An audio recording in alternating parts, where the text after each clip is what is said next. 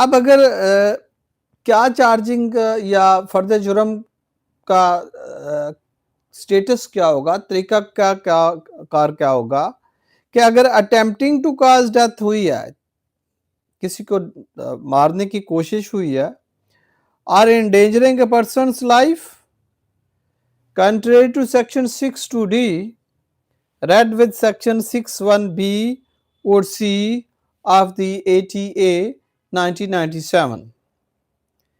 The offense is committed when an act likely to cause death or endangers. Endanger होता है खतरे में डालना। अगर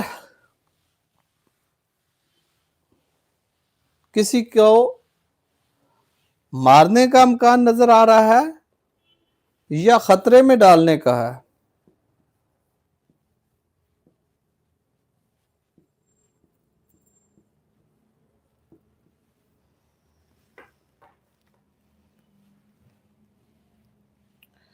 person's life is committed with the terrorist intent. Again, charging standard या फर्द जुर्म का तरीकाकार जो है या म्यार जो है वो इस बात की हर दूसरी लाइन पे ये बात को तकीद करता है कि दहशतगर्दाना जहनीत, मंसूबा या मकसद होना जरूरी था, इंटेंट होना जरूरी था, terrorist intent.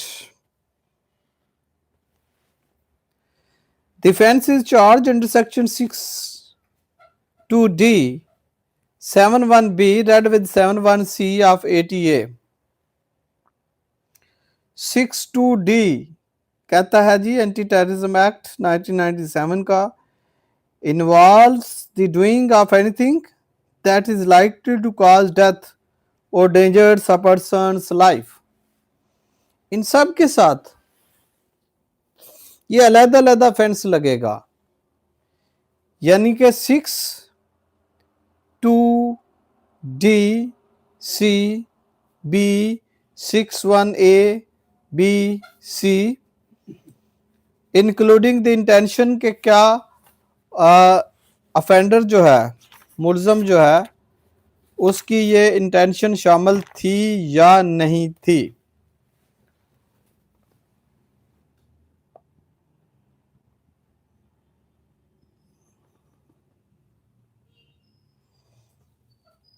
Seven one B में करता है कि जो कोई शख्स करता है ऐसा act, anything likely to cause death or endangers life but death or hurt is not caused। Offender ने तो ऐसे इम्कानात कर दिए, ऐसी सूरत हाल पैदा कर दी कि डेथ हो सकती थी या किसी को शदीद खतरा हो सकता था, लेकिन ऐसा नहीं हुआ। shall be punished on conviction with imprisonment either description for term which shall not be less than 10 years। 10 साल तक की सजा हो सकती है।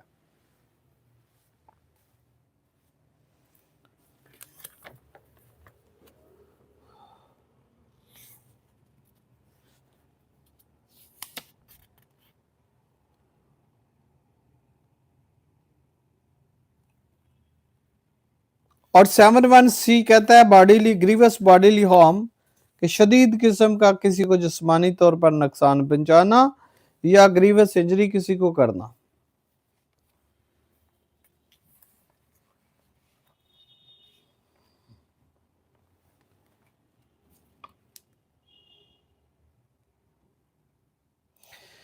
The penalty for the offense may extend to life imprisonment but is not less than 10 years and fine। ऐसी सूरत में भी अगर कोई डेथ नहीं होती लेकिन इम्कान पूरे हो गए हैं, हालात माहौल पूरा बन गया है,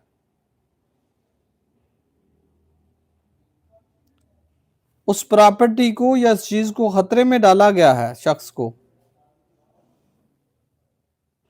तो इस सूरत में 10 साल या fine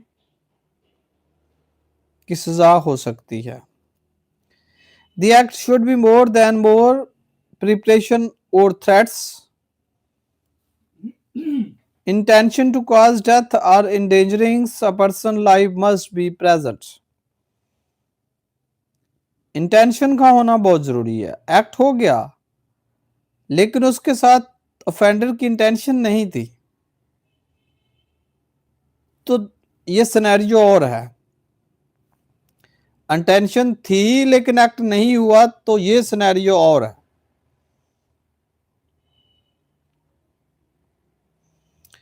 The act should be more than mere preparation or threats. सिर्फ उसका एक प्रिपरेशन और थ्रेट तक ही महदूद नहीं था, बट वाकया ही इंटेंशन शामिल थी. Intention to cause death or dangerous, endangering a person's life must be present. The specific intent, terrorist intent, requirement should be satisfied under section 6(1)(b) and C. The offences amounts to attempt to cause qatl amd under section 324 PPC with the terrorist intent.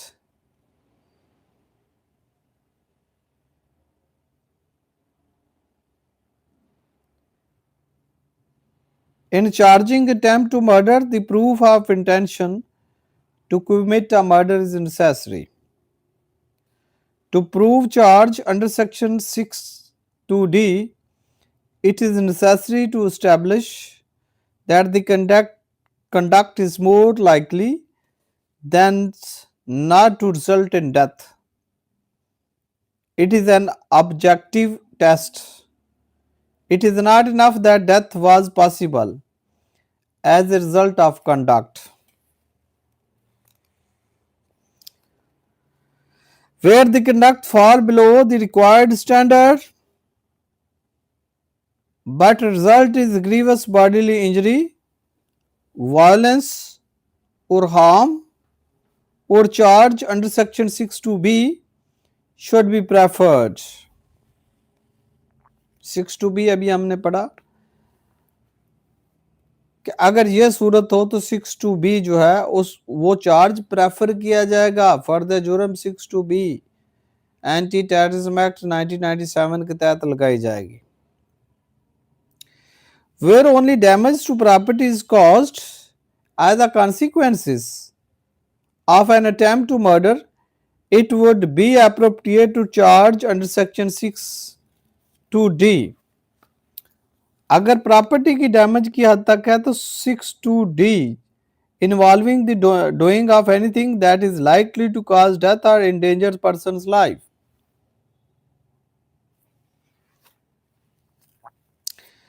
If a number of separate offences are committed in the same transaction and there is sufficient evidence to support each, अब ये बहुत अहम है. Transaction एक है, इसमें दोबारा पढ़ता हूं. If a number of separate offences are committed, एक नहीं एक से ज्यादा जुराइम हुए इन द सेम ट्रांजैक्शन, एक ही इवेंट में, मसलन आगे बताएगा, and there is sufficient evidence to support each, all of them will be charge, तो अलग-अलग चार्ज होंगे. ये भी यहां स्टैंडर्ड है, याद रखिएगा. एक सीरीज में मुख्तलिफ ऑफेंस हुए और एक ही अक्रेंस था. सीरीज में ऑफेंस हुए, सेपरेट हुए. मिसाल के तौर पर, for instance where a building is set on fire, पहली बात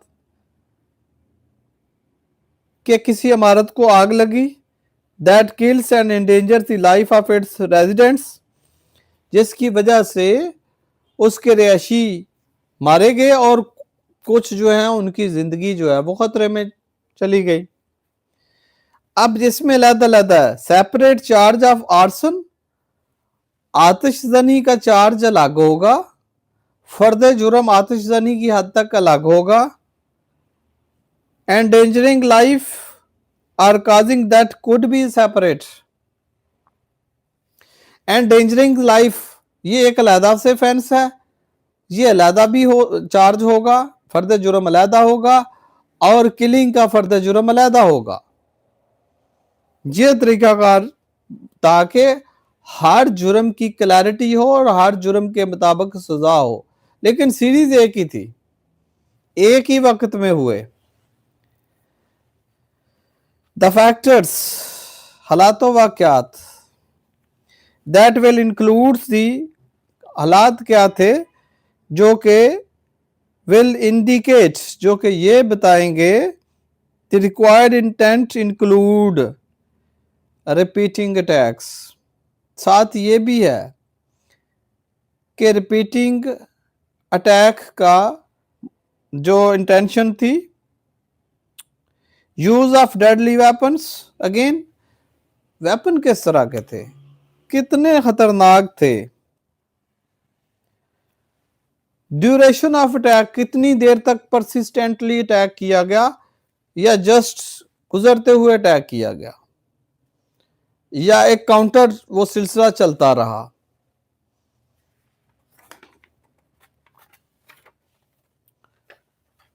कॉन्स्पिरेसी और प्लानिंग ऑफ अटैक, अगेन बहुत अहम है कि ये अचानक से अटैक हुए हैं, अब्रप्टली हुए हैं, या इसके पीछे पूरी एक प्लानिंग थी, साल की, 6 माह की, कुछ अरसा की, या कोई कॉन्स्पिरेसी थी, पूरी साजिश थी, प्लानिंग थी, तरीकाकार था,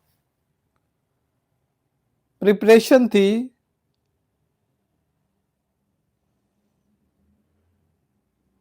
alternate charge include section 324 PPC। Committing kidnapping for ransom,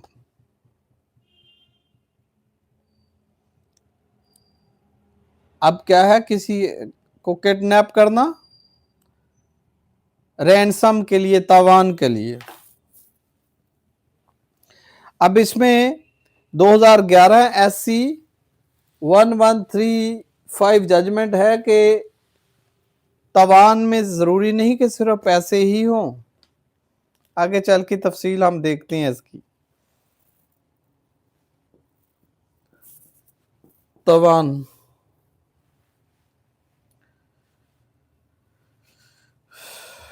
committing kidnapping for ransom, तावान के लिए, हॉस्टेज टेकिंग, या क्या करना, यरगमाल बनाना।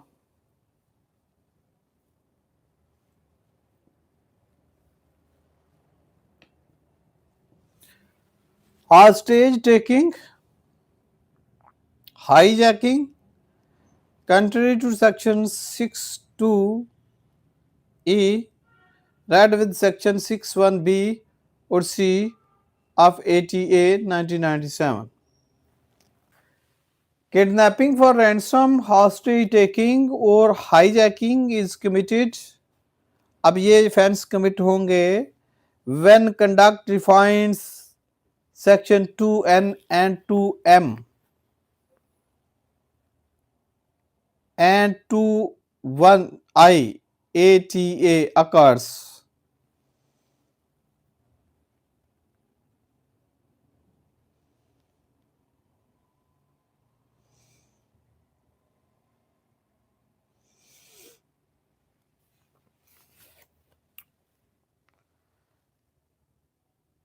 अकर होता है वकूफ पजीर होना, वाक़या होना।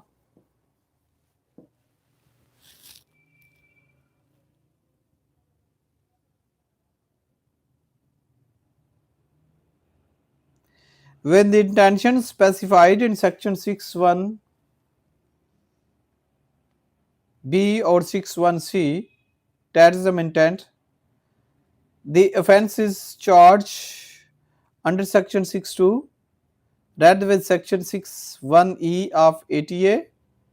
The definition of kidnapping for ransom is contained in section 2N of the ATA, its elements are, अब कौन से एलिमेंट्स होंगे जो ये क्लियर करेंगे? The action of conveying a person from any place without his consent, ये तवान के लिए, या हॉस्टेज टेकिंग किस तरह किया गया है, किसी एक शख्स को दूसरी जगह पे ले जाना। एक्शन ऑफ कन्वेइंग, कन्वे होता ले जाना, a person from one place without his consent, उसकी मर्जी के खिलाफ, या कंसेंट है, कैसे है, और बाई फोर्स कंपेलिंग, जबरदस्ती, और by any deceitful mean inducing him, उसको वरगलाना किसी डिसीटफुल तरीके से,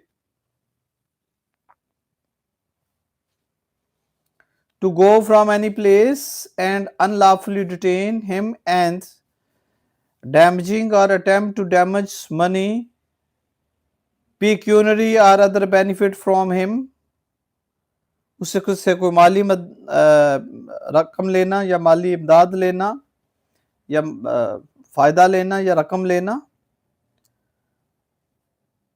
और फ्रॉम एनी अदर पर्सन, या उसके बिहाफ पे किसी और शख्स से लेना, as a condition of his release, या किसी शख्स की रिहाई के लिए कंडीशन रख देना, इस शख्स को तब छोड़ा जाएगा, फलां शख्स को जेल से रिहा किया जाएगा या कहीं से भी रिहाई मिलेगी, तो तब ये हॉस्टेज टेकिंग जो है, जो यरगमाल बनाए गए हैं, या उनकी रिलीज होगी।